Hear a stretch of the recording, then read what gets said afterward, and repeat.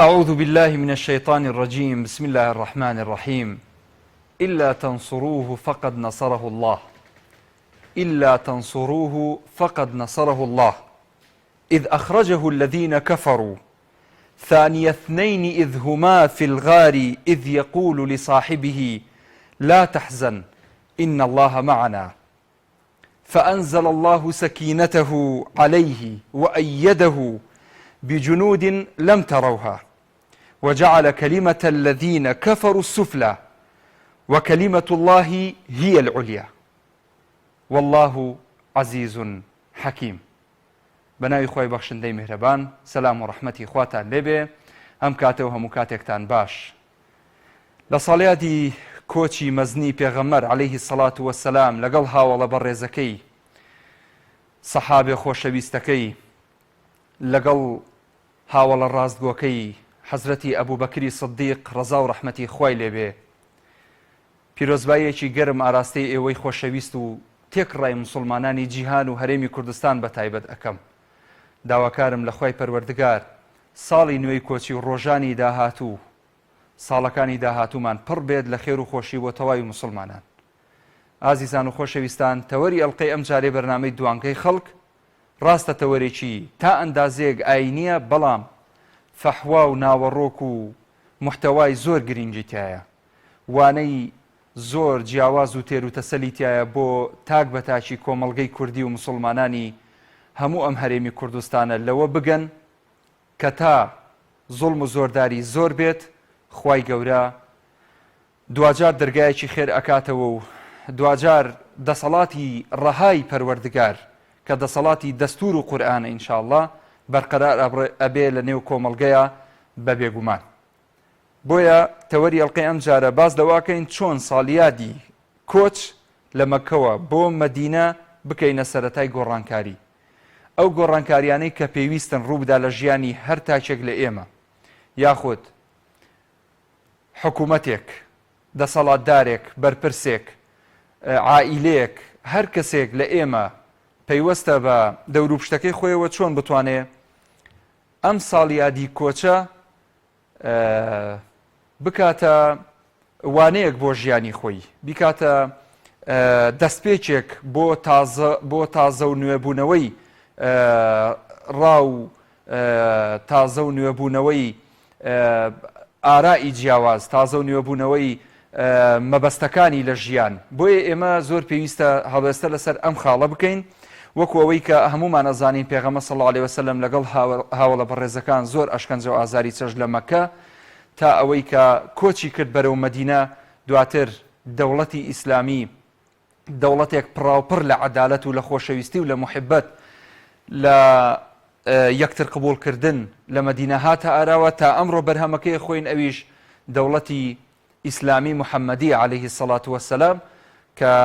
دەوڵەتێکی جوان و ڕێک و پێکە، دوورە لە ناعەدالەتی، دوورە لە گەندەڵی، دوورە لە خۆویستی، هەمیشە خۆنەویستی شیعاری یەکەمی بووە و خواویستی شیعاری یەکەمی بووە، هەمیشە مسلمانان شانازی بەو ڕابردووەواکەن. لە ئەو ژمارانەی کە دانراون، ئەو شاشەی ڕوو بکە لە من کاک ئەبوبەکر، با من خۆم ببینم لەوەی کە بۆ زانیاریتان لەو ژمارە تەلەفۆنانەی کە لەسەر شاشەی کەناڵی پەیام هەیە، زۆرێک لەو بەڕێزانە ئەڵێن بۆچی تا ئێستا ئێمە پەیوەندیەکەی ناتوانین پەیوەندی وەربگرن، هیچ لە دەسەڵاتی منانیە، زۆر داوای لێبوردنتان لێکم. ئەو دوو ژمارەی کە هەیە لەسەر شاشە لە ڕێگەی ئەو دوو ژمارەی واتوانن پەیوەندیمان پێوە بکەن و ڕاوسەرنجی خۆتان لەسەر ئەم تەوەری ئەم ئەڵقەیە بخەنە ڕوو. وابزانم لە چاکسازی گەورانەوە پەیوەندیەک هەیە. کاک مەریوان وەرەگرم. کاک مەریوان، سەلامی خوا لێبێ.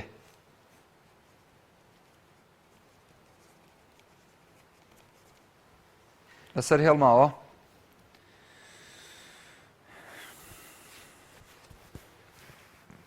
کاک مەریوان لەسەر هێڵ نییە. کاک مەریوان، سڵاو سڵاو، فەرموو جانە. من جۆم لە سەوتی تۆی ئەگەر جۆ لە منە، فەرموو. وتم چند شتێک لەوە جوان دەکە ڕاستی دەوڵەتێکی ئیسلامی یا بە قورعان بڕۆین بەڕێوە بەڕاستی بەڵام ئێمە مرۆڤی یعنی بەڕاستی کورد زۆر ڕوو ناکەینە قورعان چ گەنجەکانمان چ هەروەها پیرەکانمان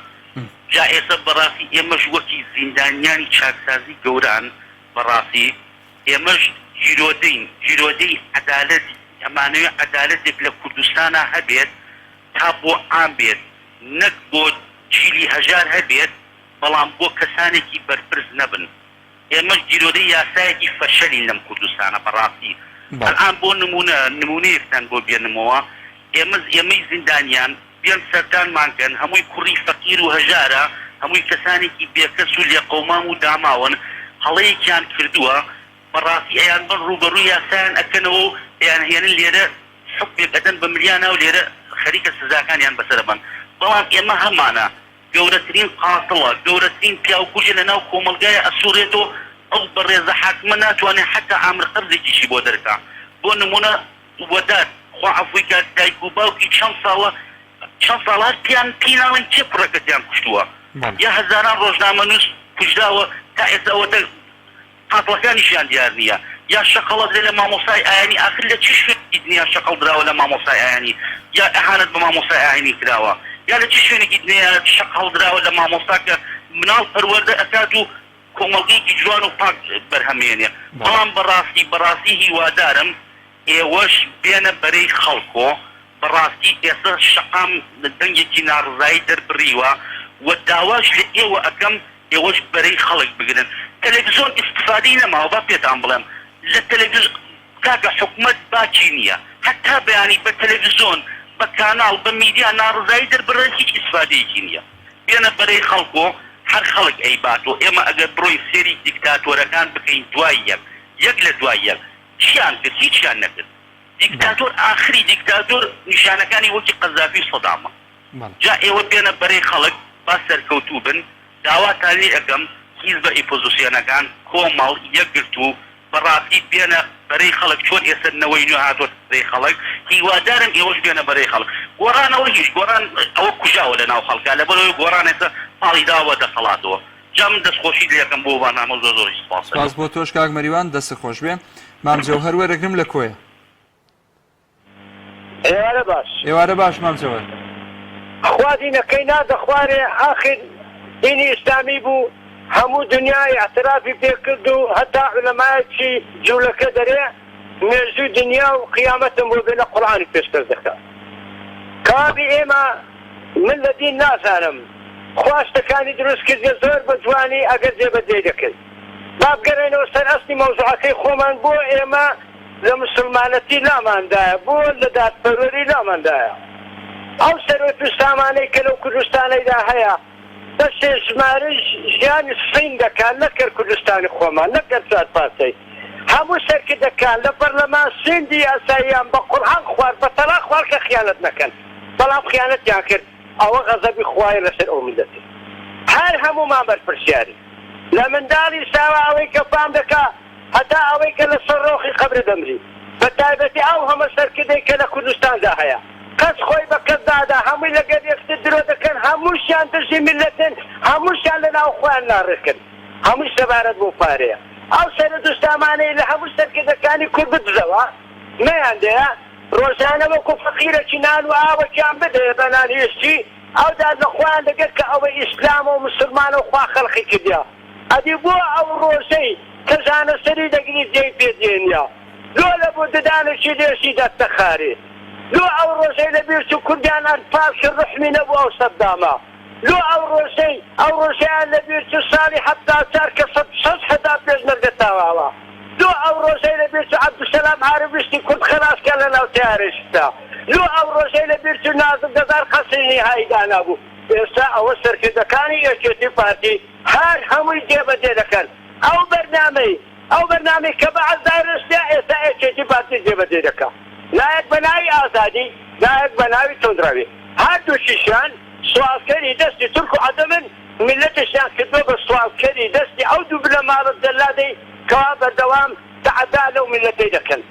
ئەدا ئەوانە دراسەکانی ئەفرەقی 690 حتا ئێوارە ڕسمیان بکەی بەسەر کۆنەیان بکەی ئەوانە گیان لەبەر ئەوەی مەعیوز بووین لە ژیان مەلۆز بووین لە خیانەت هەندێک خیانەت کردیا هەندێک خیانەت کردیا سەرمیان پێنیە سەردەمی بەعس لە حکوومەت نەدەگەڕا لە ماڵەکان ئیجتیماعی بڵاو کاتەوە برێ وەڵڵاهی ئەچوو ناوت چێ و ڕەسمەم بدەی و لە بۆ کوردی ئاسایی ئەرێ ئەمە کوردیم یا کوردیم ئاسایی ئەرێ یەکێتی پارتیا و کوردە کوردیە ئەگەر ئێوە زۆڵە کوردین و ئەگەر ڕاستگۆنە لەگەڵ میلەت چیشت بە ماڵ دەگەڕی ئیجتیماعی پێپڕ دەکەیەوە ئەگەر ئێوە زۆڵە کوردین یەکێتی پارتی لێگەرەتان لۆ کردیتە سەرەتان لۆ کابرایەک لە دوو هەڵقسان دەکاتە چندەی گرن لۆ دە چندەی شر قەسری نیهائیتان داناوە ئەوانە کارەساتن هەدا دەرێم نەڵێ کوردم بڵێ داشن داشی ترکم هەر ئەمە پیشە و کارمە دژی کوردان ڕەفتارمە چم پێ بکرێ و ها دەکەم دژی میلەت ڕەفتار دەکەم من پیاوەکەی ئوردوغانم تورکستانە دڵی من نامەوێ دەوڵەت هەبێ بەرلەمان چێ با هەر نەبێ بەس خۆم هەبم با کورد نەبێ کوردستان چێ ناوی هەبێ تەمەنە چوە چمش 67 ساڵ تا 600 لە باسی 500 ساڵەدا ئەو مانگە 360 دارم دەداتێ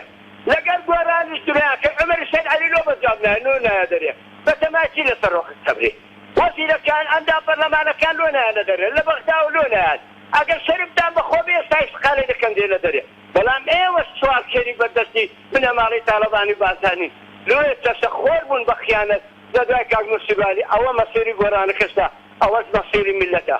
کابی ئەو میلەتەی ئێمە هەمووی سوالکەری دەستی ئەو دوو بنەماڵە سوالکەری بەردەستی تورک و عەجەمە لەوەی دەترسێ نوێنەری کوردی لەگەر چیتە کۆشتیشتی دەبی لەوێ خوا بەخۆی چ بە کازمی برن چۆن ئیخلاعی بکەن بەرەو خیانەت بڕوا باغەری خۆی پڕکاو وازە ئینسانیەت بینی کابی ئەو کوردە ئەگەر دەتەوێ پیاوی و ڕازگۆی و خاوەن ڕاپەڕین و خاوەن شەهید و ئەنفار و چمیا بارانی لێیان ڕاپەڕە بادە هەزاری دیکە بکوژێ باشترە لەوەی ئەمە هەموو ڕۆژە 100 بمرین 100 کوێرە بین 100 سوالکەر بین لە بەدەستی دوو بنەماڵی سوالکەری خائینی پیاوی تورک و عەجەمی ئیسرائیل و زۆر سپاس مام جەوهەر جوهانی ناپاک لە پەنا ئیسلامدانە لە ئیسلام دەکات ئیتر سپاس خواهات زۆر سپاس خوا لەگەڵ کاک پشتیوان وەرەگرم لە چاکسازی گەورە کاک محمود جان سلام علیکم سلام و رحمەت الله کاک پشتیوان جان دەستخۆشی بەرنامەکەت دێکەم بەڕاستی بەرنامەیەکی زۆر جوانتان هەڵبژاردووە زۆر سپاس دەکەم زۆر بەڕێزی منەمەیە کاک محمود جان لەسەر ڕەوشی چاکسازی قسەکەم ئەگەر کارمان پێ بدەیت فەرموو وڵای ئێمە وەکو زادراوانی چاکسازی گەورانەوە 6 مانگ و 3 ڕۆژە مواجەمان داخراوە مواجە نییە هیچ شتێک نییە وەکو پێویست ئەمە ئەوە دووەمین شت ئەمە 6 مانگە بێمواجەین بێکە سوکاری من شەخسی خۆم مناڵم بووە تا ئێستا من بدەی 6 مانگە نازانم ماڵ نەماوە مردووە نەمردووە نەمبینیوە ئەمە یەک دووەمین شت ئێمە کاکە ئەو حافاتی کەوان وحدیان بێمەداوە حافاتمان نایەت کاکە بەس مواجەمان بۆ بکەنەوە خەڵک لێرە وەڵی هەمووی ئیفلیس بوو هەمووی تووشی هەموو هەزار نەخۆشی بووە مواجەشمان نییە ئێستا کێشەوەی بەس مواجەکەمان بۆ بکەنەوە کاکە هاشە لە عەفوەکان نامانێ عەفوەکەشان وە بینی موچە مەعاشەکان وایە بێت چاوەڕێوە بکەین تا مواجەکەمان بۆ بکەنەوە بەڵێ ئەنجا داوا لە بەڕێستانەکەم ئەگە بەرنامەیە شتێک بن لەسەر سزی چاکسازی وەڵای هەمومان تێک چووینە بە قورعان تووشی هەزار نەخۆشی بووینە هەمانە هەر پارەی پاکەتێکی پێ نییە دیناری پێ نییە هەموو ماڵ و ملامان من ساحیبی 6 مناڵم خۆم وەڵای خەڵک ئەوەی خەڵک نەمداتێ نیمە بی خۆم چی خۆم چی ماڵ و مناڵم یعنی دەستخۆشی و بەرنامەیە دێکەم ئەگە بەدرێ خانتان تێگەیانە مامۆستا عەلی بافی بەس ومێدمان بۆ وانەگە شتێکمان بۆ بکەن داوا لە شێ بکەین هیچ کەسێک نەماوە هانای بۆ بەرینێم خوا ڕەحمکە ئینشاءالله باشە برای گیان دەستی خۆش بێ کاک پشتیوان گیان ئینشاءالله هەوڵە دەین بەسەر چاو لە خزمەتتان دەستی تۆش خۆش بێ و سوپاس دەکەم لە خزمەتتان خوا لەگەڵ چێ بوو داخرایەوە بەردەوامی لەگەڵتان ئازیزان پرسیاری ئەوەکەین چۆن ساڵیادی کۆچی پێغەمبەر صلی الله علیه وسلم لە مەککەوە بۆ مەدینە بکەینە سەرەتای گۆڕانکاری لە ڕێگەی ژمارە تەلەفۆنەکانی سەر شاشەی کەناڵی ئاسمانی پێیان ئەتوانن پەیوەندیمان پێوە بکەن و ڕاوسەرنجی خۆتان بخەنە ڕوو باز لەو گۆڕانکاریە بکەن کە پێویستە هەر تاچێک لە هەرێمی کوردستان لە ژیانی خۆی بەرجەستەی بکە پشتیوان لە سلێمانی کاک پشتیوان باشی بەڕێزم چۆنی کاک پشتیوان زۆر سپاس دەکەم کاکە وەڵای منێن بەرنامەیان بەدڵ نییە بەدڵ نییە بەڵێ بڵێ لەبەرچی تو بەڵ قەیرانە کۆمەڵێ دزوو جاردە بەردەی کۆمەڵێ حەشیش و تلیاکەش و پیاوکوش بەردەی خوا بەرداری هەیە خوا ئێ نە ئاخر تو بەس بێنە ویشتان خوا بەرداری هەیە من داواکارم بە سزای خۆیان بگەێننەوانە دەلامەیە خۆ داوەتە دە ماڵی خەڵکە و 50 دۆلاری دەرکردە قوربانی چاوت دەلامەیە 2 زەلامی کوشتە لە بەلاش و حەلاش بۆچی بەربێ بەر بە بەرچاوەوە کە براکت کوژرا و کۆک دەدا بە بەرچایەوە نەوەڵا برا قەت ئەبۆ بەرنامەی جوانە بجارە دژە بەرنامەی مەکە دەمێش خەستەوە با باجی غەڵەتەکانیان بدەن چونکە غەڵەتەکەی بێ باجەکەی بدەی بەڕێزی کاک پشتیوان بەڵێ بەڕێز ئێمە ئەڵلقەی ئەم جاراڵێن چۆن ساڵیادی کۆچی ئاخر بەم قەیرانەت و کۆمەڵێت زوو جەردە بەربێ تو خۆت و ئوژدانت هەستەم بە قورعاتیە لە ماڵەوە مناڵەکەت سەرە بڕێ با پێ بڵێم ئافرەتەکەلەکەری باش تۆ باشە باشە کۆمەڵ دز بۆ تۆ بەرەبێ تۆ باشە باش زەلامەزانم 24 کەڕ دەستێکە کاک پشتیوان کاک پشتیوان لە تۆ لەسەر خۆت یەک دەقە ئەم بەرنمەیە بەرنمەیەکی عامە ئێستا چۆن تۆ تەلەفۆنەکەی ئەڵێ با ئەوە نەبێ کابراژ لە سجنێکەوە بۆ نمونە بەچی شازێک تەلەفۆنەکان نازم پرسیارە لە جەناب دەکەم تو ئەو خوایە دایمە خەتەر باش بەس تو ئەو خوایە دایمە خە تو برایە من بکوژی بەیانی 10 ساڵ بچیتە ژوورەوە 5 ساڵی بێنێ بەربێت تو ئەو خوایە من لە دڵم دەرەچێ خۆت بیکە وجدانی خۆت و مثلا مەزانم سیاسەلای کوشتە لەبا حکومەکە بخوا بۆ خۆی بۆ هاتە ئەو ڕۆژێن بریتیایە کاکی من بەڵێ باش داواکارم ئەو بەرنامەی لە مێشکی خەوت لە خەڵکار دەکەن کاکە بۆم خەڵکە زوو جەرە من برسێتیە بەردە چی بکەین ئێمە کاکە باشە کاکە لە خزمەتتان دەست خۆش کاک پشتیوان سواز بۆ پەیوەندەکەت سەرکەوتوبی باوکی فەریاد لە سێ ساعت پەریا باوکی پەریا فەرموو باشی باوکی پەریا زۆر سپاس چۆن ساڵیادی پۆزلەمەکەەوە بۆ مەدینە بچێنە سەرەتای گۆڕانکاری من پێم وایە چۆن بەوەی کە ئێوە حیزبێکیەوە بۆ سۆرن دوتی حیزبێکیەوە بۆ سۆرە یعنی ببوورە خوارد دەسەواژێ بەکاری هەن شەرمەزاریە بۆ لایەنێکی سیاسی لە حکومەتە نەبێت یعنی لەبەرەی خەڵکانە بێت ئەزانی چۆنە بێ ئەم ساڵیا بکەینەوە ئەم گۆڕانکاری دەبێت ئێوە بکەن ئێوە لایەنی سیاسی وەرە قدوەی خەڵک بێت بەبەست مسئولی ئەم دەسەواژی بۆ تۆ ناڕێ بەڕێزم ببوورە دەسەواژە بەکاریانە هەڵبەتە خەڵک تەلەفۆنەکە بۆ ئێوە داخل لە دوایە خەڵک ژیانێکەوە بوو ئەو گۆڕانکاری بەوە ئێوە پێشەنگی خەڵک بن سەرکردەکەتان ڕاستەڵاحەتی ئەوانەی کە ئیسە نەهەن بەرەو پۆستەنە باشە فەرمون وەرن لە پێشی خەڵکەوە بن بە ئەم ستەمکاری نەمێنێت باوکی پەریا گۆڕانکاری سەڵام عەلەیکە سەلام دایخستەویستم پرسیارێکی لێ بکەم وڵای ئەمە دوای کڵاوی بابردوو ناکەوین دوای خەڵکی بەڕاستی هەرزەکاریش ناکەوین ینی ئەگەر خۆمان قەناعەتمان بە شتێک نەبێ و نەزانین ئێستا بۆ نمونە کاتی خۆپیشاندانە و کاتی ئەوەیە ئەم دەسەڵاتە ژێر و ژوورکەین دوای خەڵکی هەرزەکار ناکەوین بەڕاستی بە داوای لێبوردنەوە ئەم قسەیەکەم مەرج نییە هەموو کەسێک داوای خۆپیشاندان بکات بۆ دروستکردنی گۆڕانکاری بێ لە واقعی ژیانی خەڵک ڕەنگە خۆی باری لار بێ ڕەنگە خۆی باری لار بێ جا هەر کەسێک بێ حەزکا خۆپیشاندانێک شتێک ببێ بۆی هەندێک مەلەفات بسووتێ لە هەندێک دەوائیر بۆی هەندێک خەڵک بکوژدێ بۆی ینی بەڕاستی خەڵکێک داوای خۆپیشاندان لە ئێمە بکە کە دەنگی بە کۆمەڵی ئیسلامیدا بێ و ئەو حەوت کورسیە بە دەنگی ئەو هاتبێ بەسەر چاو ئەو کاتە لە خزمەتی ئەبین و ئێمە نوێنەرەکانمان بەڕاستی بە نمونەی کاکسۆران عومەر و مامەسا عوسمانکانی کوردەیی لە هەولێر کاکسۆرانیش لە سلێمانی هەمیشە لە نێو ئاپەڕای خۆپیشاندەران و جەماوەر و خەڵک بوونە و ئەوەی کە کاکسۆران کردوویەتی بە تەحەداوەڵێم یەک پەرلەمانتاری کوردستان نەیکردووە اینجا ئەوە ئینساف و ویژدانیش باشە بۆ ئینسان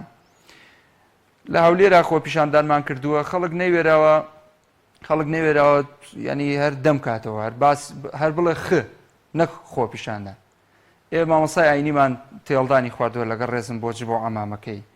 حیمایی تێڵدانی خواردووە دواتر کەرەستەی ئەم کەناڵە دەستگاکانی ئاسایش بردویانە و دوایی هەر نەزانراوەکەی ئەگەڕێتەوە و چۆن بەرەدرێن و چۆن ئیتر الحاصل خەڵکی با مزایدە نەکا بەسەر ئێمەوە بەڕاستی ینی ئێمە خۆپیشاندان بۆ ئەوە ناکەین پێمان بڵێن ئافرین وەختێک بزانین خۆپیشاندان پێویستە لەم کوردستانە ئێستا یەک مەعاش بدرێ و خەڵکەش ڕاتەوە بۆ ماڵەوەڵە خۆپیشاندانی چی مادام مەعاش درە لە ڕێگەی پەرلەمانەوە هەموو شتێک ئەکرێ و سوڵتەیەکی تەشریعیە و پەرلەمانتارەکانمان هەوڵی خۆیان داوە و ئیتر قسووریمان نەکردووە و حەوت کورسیمان هەیە بەپێی ئەو حەوت کورسیە بەپێی هەفتا پەرلەمانتاریشیان کردووە ماڵیان ناوا بێ و خوای گەورە لیان ڕازی بە یەک بێیچان باوکی ڕامیار لە چەند چەماڵ کاک محمود جان سلام علیکم سلام و ڕەحمەتوڵڵاهی وبەرەکاتوه ئەحواڵ چۆنە برای بەڕێز تۆ چۆنی باوکی ڕامیار باشی جانەکەم زۆر خۆشەویستی لە دڵمانە کاک محموود جان خوای گەورە پایدار و سەربەر و سەرفراز ئەجمعین خۆشەویستی باوکی ڕامیار گیان سپاس دەکەم وەڵی پێغەمبەر درودی خوای لەسەر بێ لەسەر زوڵم و ستەم کۆچی کرد لە مەکەوە بۆ مەدینەی منەوەرە بەڵێ زوڵمی پێ قبوڵ نەکرا زانی ئەگەر بێت و ئەو پەیامێکی پێگەیشت ئەو پەیامە بڵاو بکاتەوە بۆی سەرتاپای جیهان بگرێتەوە کە بەڵێ موسڵمان هەیە و ئیسلامەتی هەیە و بۆ ئەوەی دینی ئیسلام سەر بکەوێنێ بۆیە کۆچی کرد بۆی شێوەی دروست نەبێت لەگەڵ قوڕیشە جوان اینجا ئەمە ئەوە لەسەر تەوەرەکەی بەڕێزان تەوەری دومتان ئەو برادری کەوا باس لە زیندانەکانەکات هەموو کەسێک تاوانەکات کاک محموود جان وایە بەڵام هەموو کەسێکی شایستی لێ بردنە وایە نا وایە ڕاستە ئەبینە و کەسانی کەەوە ئێستا لە زیندانەکان غەڵەیشان کردووە پەشیمان بوونەتەوە نابێ زەربی سفر بکرێن نابێ لە کۆمەلگا نابێ بیان بیتە دەرەوە لە کۆمەلگا بڵێ ئێمانەی گرتەوە چونکە خی گەورە فەرمێ فەعف و وەصفح لە شوێنێکەیە يعني إن الله يحب التوابين ويحب المتطهرين لە شوێنێکەیە يعني نەسی تر هەیە کە ئەڵێ نام تەوبە شتی زۆر لەسەرە ڕاستەکەی ئینجا بۆیە نابێت زەربی سفر لەسەر قسەکەی جەنابەت شتێکی ترم کەوتە بیر خاوەن برا و خوشکە خاوەن عایلێ خاوەن خێزان هەر ڕۆڵێکم کۆمەلگایە کاک محموود جان باوکی ڕامێر ئەڵێ كل بني آدم خطاء وخير الخطائين التوابين هەموو بەنی ئادەمێک غەڵەتەکە بەڵام چاکترینانەوەیە کە هەڵە دان بە تاوانەکەی یانێت و داوای لێبوردنی لەسەرەکە ئەوەش هەیە هەر کەسێک کە توانی قسەیەکی باش بکە بابیکە لەم ڕۆژەیە ئێمە هەمومان لە قەیرانین لە قەیرانی ئابووری لە قەیرانی سیاسی لە قەیرانی داراییان بەڕاستی وەزعەکان بەرەو ئاقارێکی نادیارە ڕوات قسەی باش بکرا بیکە بۆی خەڵک بڵێ ڕەحمەتە دایک و باوکی ئەگەر قسەی خراپش پێ ناکرێن مەیکە کاک قسەکەی تۆ تەواو دەست و چاوت خۆش بێ زۆر سپاس باوکی ڕامێر عەزیزی منی جانی منی سپاس بە پێم باوکی شەهران لە هەولێر سلام علیکم باوکی شاران باشی شاران باوکی شاران نامە ناوکەسیدە لای من نییە بەناوی باوکم بەناوی کوڕەکەمەوە قسە لەگەڵم لە ژات شوێنی کوڕە خۆم لە خزمەتان نەخۆش ببژی سپاس کاکە چۆن ساڵ یادی کۆچمەکەەوە بۆ مەدینەوە بکەینە سەرەتای گۆڕانکاری کاکە گۆڕانکاری و چۆنی ساڵیاد و بەرنامە و کەوە ئەو شتانە ناخوا بەجێهێشتنی ئەم وڵاتە باشترینی گەورەترین چارەسەری خەڵکە بەدی بێ لە وڵات بەدی بێ لە بڕۆ لەو وڵاتانە بەپەناهەندە بژی یەکەم بژی زۆر خۆشتر لە وڵاتی کە ئێمەتیای بەڕاستی بێزار بوو نەموتە هەیە نەحاڵ هەیە نەکەسەبا هەیە کاکە ئەمڕۆ هەموو مەسلحەت پارێت لە کوێ پارە هەبێ خەڵک لەوەیە یعنی خەڵکی کۆچ کابە خەڵکی کۆچ بکا باشە کایە بڕۆن وڵات بەدی بێن ئەی هاوار بەدی بێنن ئەی هاوار وڵات بەدی بێنن بەخوا بۆ مسوڕێ بەیانی ئەڕۆم بەو خودایە ئەڕۆم لەکۆڵ ئەو هەموو چۆن سەرتابێت چۆن کەسەپاس تاکە بێ کاکە خۆیان تاچ ناکەم برا خۆ لەم قەومێکی ترەوە قسەیان لەگە ناکە هەر خۆیانت کە تاچ ناکە دەست و چاوت خۆش بێ دەست بە ئیسلامی شێوان نەگرت نەچیداوە بە تاواتی بۆ ئێستا نابێت دەست خۆشی کاتێکی خۆش زۆر سپاس کاتیش خۆش بۆ جەنابی شت خوار لەگەڵ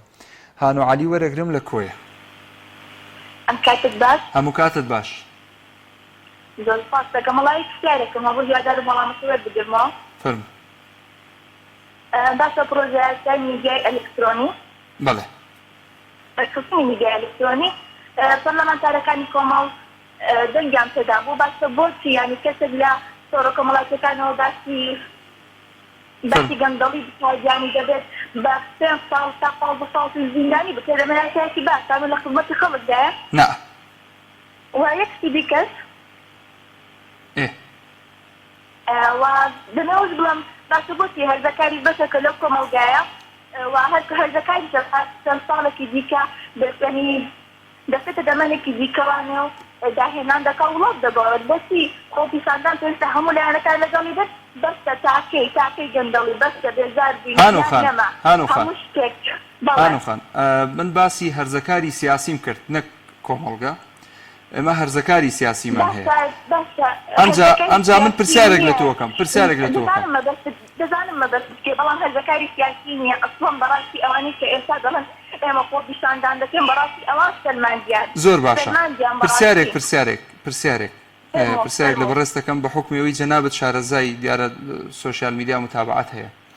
یعنی ئێستا من ئەگەر بمێ خۆ پیشاندان بکەم خۆ ئەم دەسەڵاتە و حکوومەت لە سلێمانی نەیە بۆ ناچێ بۆ هەولێر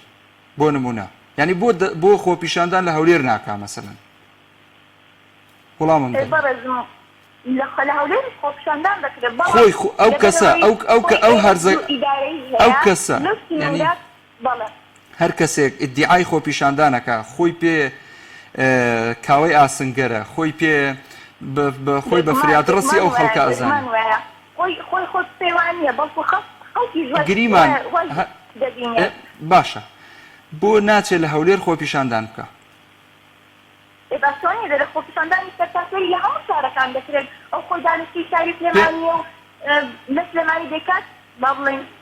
آخر سلێمانی ئێستا لە سلێمانی ئێستا بڕۆین حەزەکەی لە هەرکی لەبەر دەرکی سەراتەوە من ئێستا لەگەڵ تۆ ئادێم خۆ پیشاندانەکەی لافی تەش بەرزەکەینەوە بەس پیاوەی لە هەولێر خۆ پیشاندان بکە با بڕۆ وەک مامۆستا عوسمانکانی کوردەی لە هەولێر خۆ پیشاندان بکە ئیشاڵڵا کەی کردی و کاتە ئەوەی دادەهانە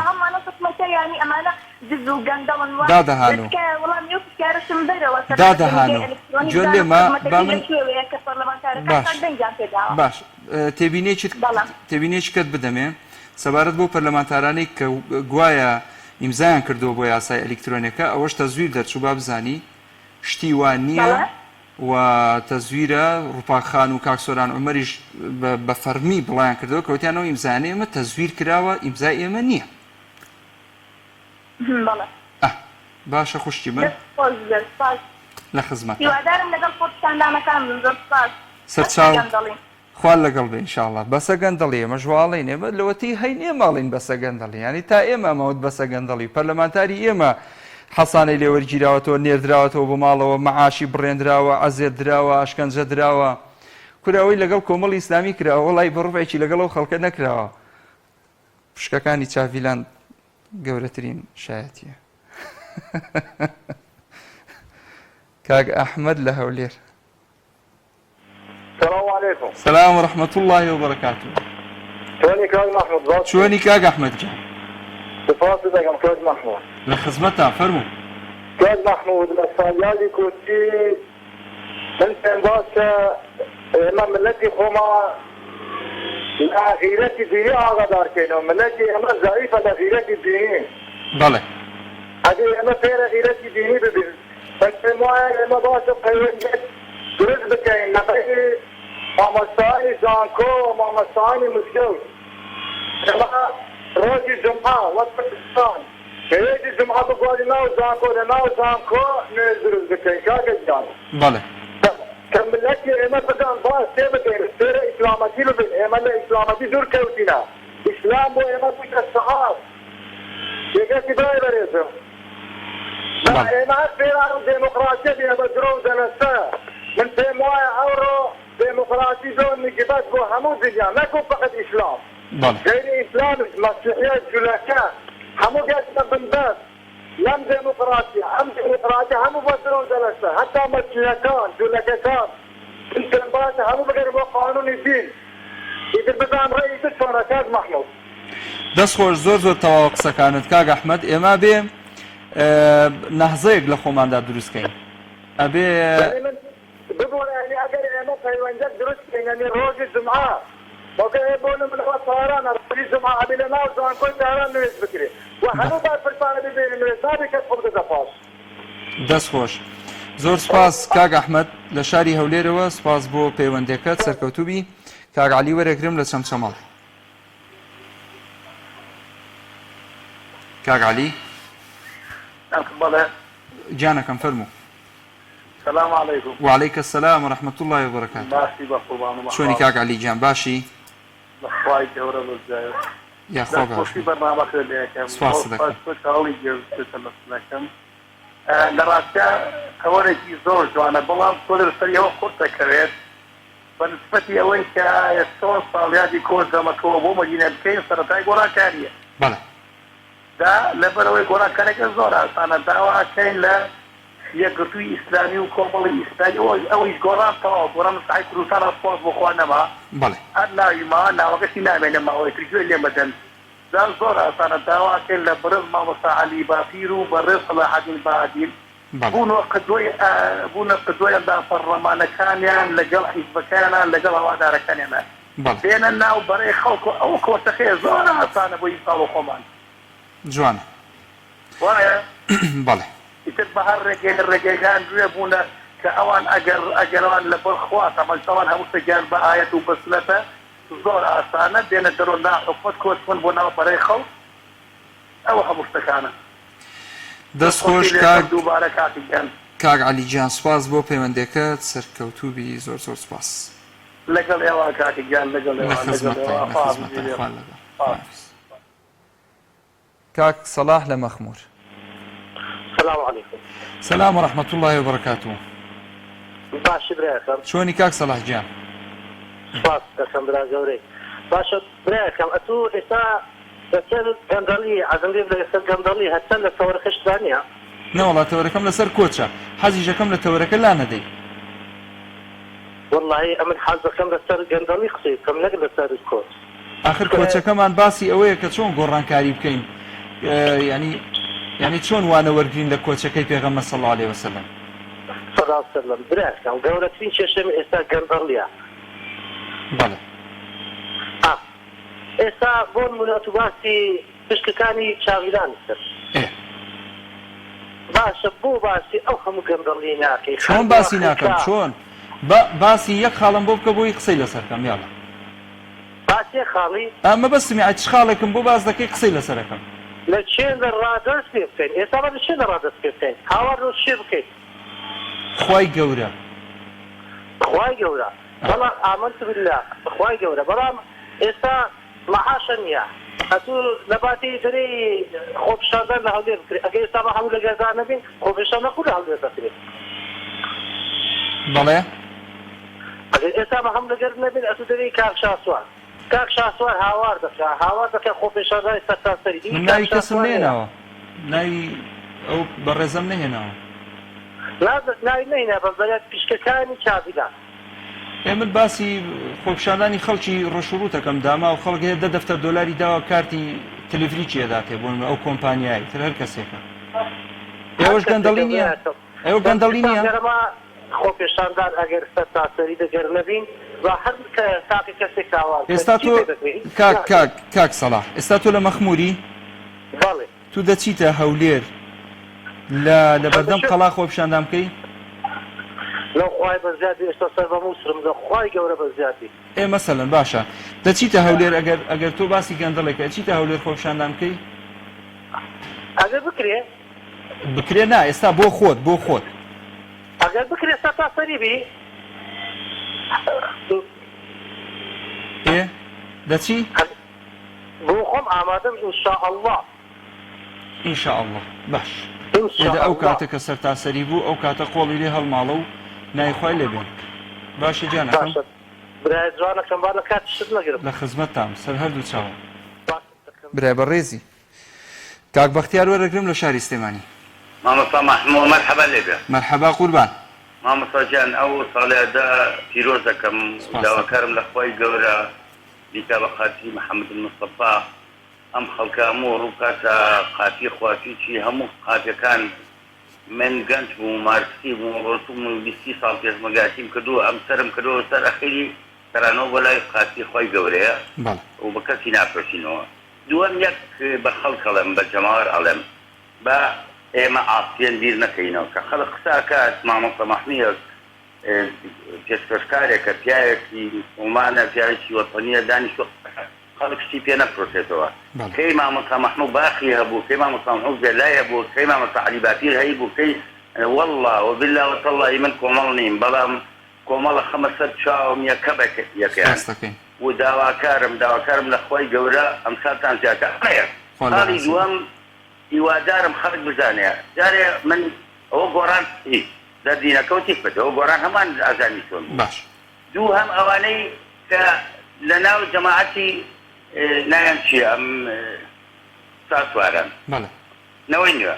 کاکی من بە قوربانم وڵی نەرقم لیانە نە دینارێکیان لامان ئێشتیان لەمە من ڕەفیقمەیە خالی چاوچینە گوێ لە دەنگمە خانەی فرۆشتووە 50 ملیۆن یاونەتێ ئێستا دینارێکی پێ نییە ئەوان چین کاکە حەقی خەڵک بنەوە براکەم ئەو جوان لە دەنگمە ساحەبی قسەی خۆمم ئەو خۆپشاندارەش کە ئەکرێت مامۆستا خەڵک حەزەکەم گوێ لێ بێ خۆپشاندان ئەبێ بەیانان سەعات 9 دەبێت نەک سەعات 5 تەشبیات بە تەلەڤیزیۆنەکە تەشبیات ڕێی دەمم لە خەڵک نێ بێڵی گاعدە و نادیە لە دانیشتون هەموو سەر و دەبە و دانیشتون و ساسوار کە ئەڕوات 500 گەنجی ئەحترام بۆیان هەیە گەنجی خەنگەرم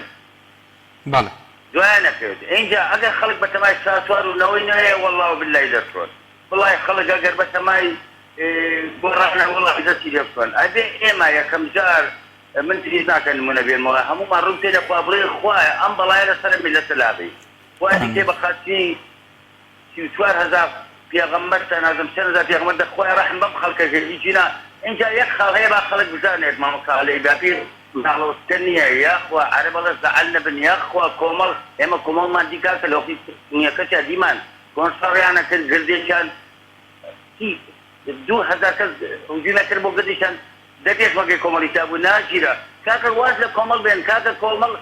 خوای بەگوناح لەسەرم نەکری یعنی لە دیانەتەکە چیا هاتەتە خوارەوە یعنی نەک لابات یعنی هاتوێتەوە ئەوە نییە منتەسیب نییە وەتەنێتەکە چی لە ئینە کاکە چی خەڵک چی لە مامۆستا عەلی باپیرە یەکەم خۆشەویستی نەوشوە مستەفا بە ڕەحمەتی عەلی باپیر بوو هەتا سەر ئێسقان جەماعەتی گۆران دەستیان بڕی کاکە هەتا ڕۆژەی چون پاڵێ نابە پاپاتیۆ ئەی بۆ ئەندامێکی ئەندام پەرلەمانێکی وەکو کاکتۆرا عومەری سەرکردە وەکو فڵان و فیسار و فیساتان بۆ نەچوو پاڵبا بوانەوە حەو ئەندام پەرلەمانتانێ سواری دەرکرا و ماڵوێران کرا 2 مەلایەنی 4 مەلایەنتانی لایە بەرسە کاکە ڕجام وایە خەڵک کۆڵ لە کۆمەڵ باب لە خەڵک بە کۆمەڵی نەپرسێ کۆمەڵ ئەگەر چێتە سەر جادە و بڕیار بات لەگەڵ یەکگرتوو لەگەڵ خەڵکەکانی وەکو ئێمە خەڵکە وەتانێکە بڕواتە بێت زۆر خراپە بێت یاخوا ئەوە ڕوونەیە یاخوا ڕێ نەکەینەوە بۆ گەندەڵانوین ومەسێەوە بە هەموو خەڵکەڵێم ساسواری و جەماعەتەکەشی باشوێنە زەنگم بێخەوانی قسەی خۆڵم کاک دەسەڵاتنی ژرا من لە ماڵەکەی خۆم ناتوانم قسەی ساسوار بکەم ئێستا کەلکە بکەن باشترە دەستخۆشی لە یەکەم خوای گەورە جەزا باتەوە سەرکەوتوو بیت زۆر سپاس ئەو برایەکەم کە پەیوەندەکەی وەرگرت زۆر سپاس بۆ پەیوەندیەکەت کاک بەختیار خۆشحاڵ بووم خۆشەویستی سپاس دەکەم بۆ پەیوەندەکەت خوال لەگەڵ باوکی کاوان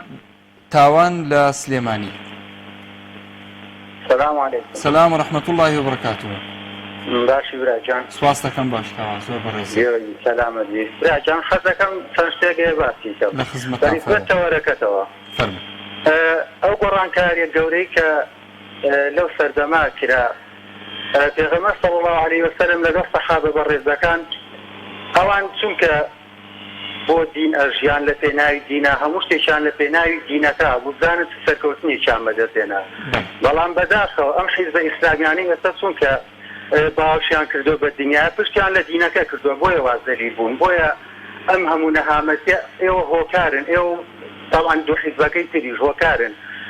هەتا ڕۆژە بوو مامۆستا عەلی باپیر چەکی هەڵگرتە و جیهادیە کرد دشی ئەم دەسەڵاتەی بە کافرە زانی بەڵام ئێستا هەر ئەم دەسەڵاتەیە پاڵ دەستی خستۆتە ناو دەستی ئەم تاغوتانەوە پشتی لە دین کردو بۆیە ئاوا خوای گەورە ئاواتان لێ بەسەر هاتووە ئێوە سەیری حەزمی خۆتان کەن زانە ئێوە سو بچوتنەوەش و یەکگرتوون زانە ڕۆژ بە ڕۆژ لە بچوک بوونەوەن بەڕاستی نازانم جادا ئەوەش هەر مامۆستا عەلی باپیر بوو ئەیوب بەشداریکردنی پەرلەمان و دەنگدان کوفرە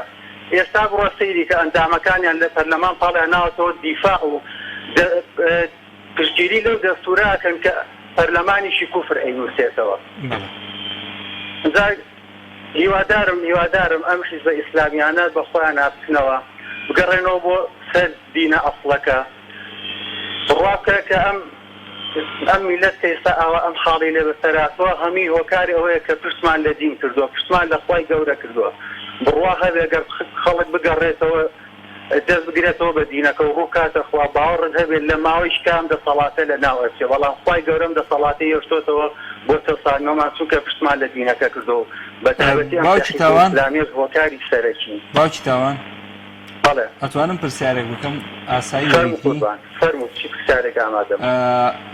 ئەو باوکی تاوانەکە خوازراو نییە هەر ناوی ماڵی خۆتە بڵێن تاوان نەک تاوان چێ؟ تاوان تاوان بەڵێ بە پێ تاوان پاوان بەڵێ بەڵێ ئێوەم زانی پاوانە باشە برای گیان سپاس بۆ پەیوەندەکە سەرکەوتوو بی ئینشاءالله سپاس دەکەم سپاس خوا لەگەڵ خوافیزت بێ خوا پەیوەندی چکەم لەگەڵە کێیە؟ خۆشەویستان بەڕاستی خەڵکی نیگەرانن هەموو کەسێک حەقی خۆیەتی ئەمڕۆ هەرێمی کوردستان بە کۆمەڵە قەیران تێپەڕ ئەبێ بەڵام ئینشاءالله الصبر مفتاح الفرج ئارامگرتن و سەبرگرتن کلیلی دەرگای خێرە ئینشاءالله و خوای گەورە ڕەحم بەم ئومەت و بەم خەڵکە بکا و هیدایەتی دەسەڵاتدارانمان بدا ئینشاءالله کاک ئەحمەد وەرەگرم لە هەولێر باش کاک ئەحمەد گیان سپاسەکەم بەڕێزی دەنگ و باشە باش چاوەکەمی جەنابەت چۆنی باشی سەلامەت دیارەوی حجمێکە بۆ سەر بەڕێزت ها هزوومە معمولا دیگەم گازان دێت گوێرە گوێمە دێ برام گوێمە دێ ئەڵێ گۆم تا قوڵ بێ مەلەی خۆشە